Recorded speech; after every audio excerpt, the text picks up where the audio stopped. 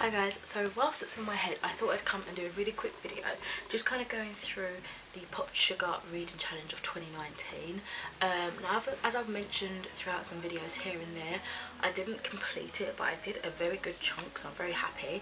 If you've seen my reading wrap up for December, I talked about some reading goals I had as well, and I think I've got another video that I'm going to be doing eventually about some of those and other things as well.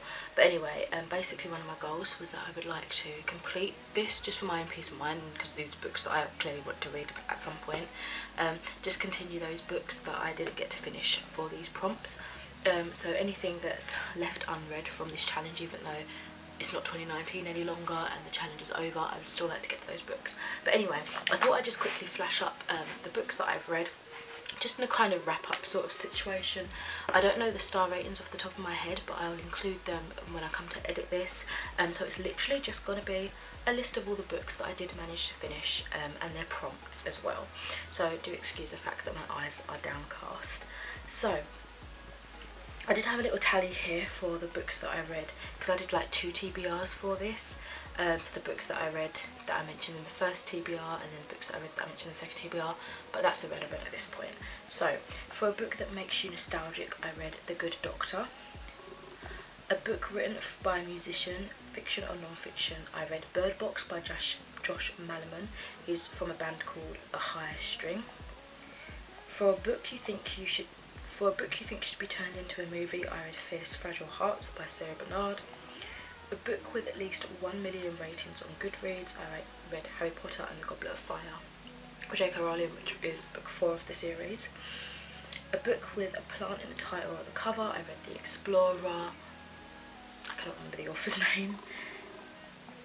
A book with an item of clothing or accessory on the cover, I read Snap by Patrice Lawrence. A book inspired by mythology, legend or folklore, I read The Hidden Oracle by Rick Riordan. A book published posthumously, I read 1984 by George Orwell. This is the closest I could get from my collection of books that I was actually interested in. I think from what I looked up, he died in 1950 and this was published in 1949. I might be wrong there, so it's not quite posthumously because it was published before he died, but he died like a year later, if I got my facts correct. And there's a book you see someone reading on TV or in a movie, and I cheated a bit with this one. I chose Melmoth by Sarah Perry just because I saw YouTubers talk about it. That's the closest I can get to TV. A retelling of a classic, I read Dorothy Must Die by Danielle Page. About someone with a superpower, I read Math of Days by Ransom Riggs.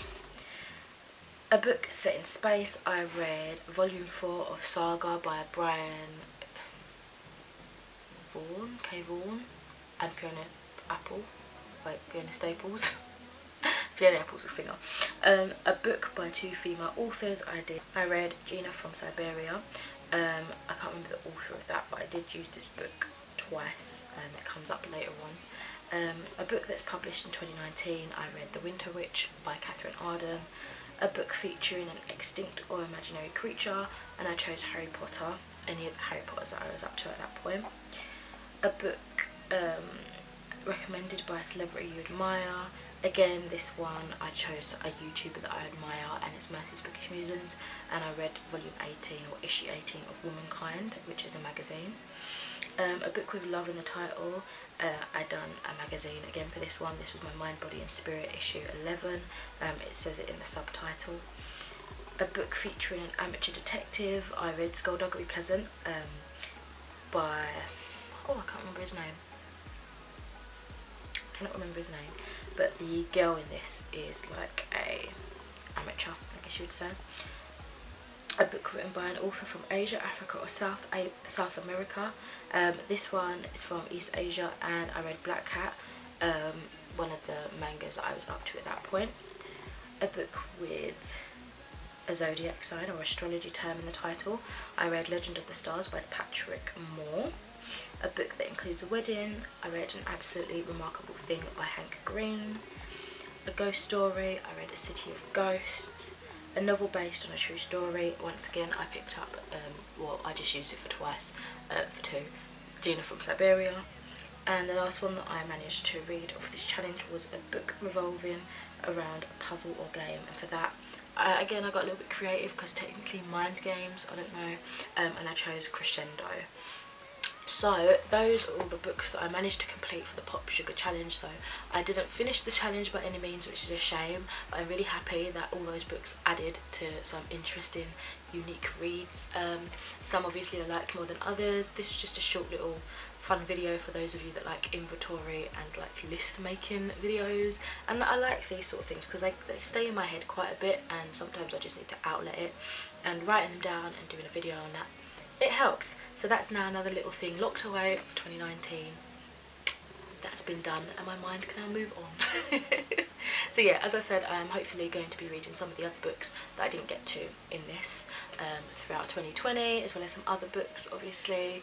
I think I mentioned briefly earlier, I'm hoping to do like a stats kind of video where I talk a little bit more in depth about what I'm hoping to do in terms of reading plans. That will come out a little bit later, so hopefully you guys still find it relevant, but we shall see. Anyway, here's to an amazing 2020. I've already said all my well wishes for that in the wrap up, but just say it again. See you soon.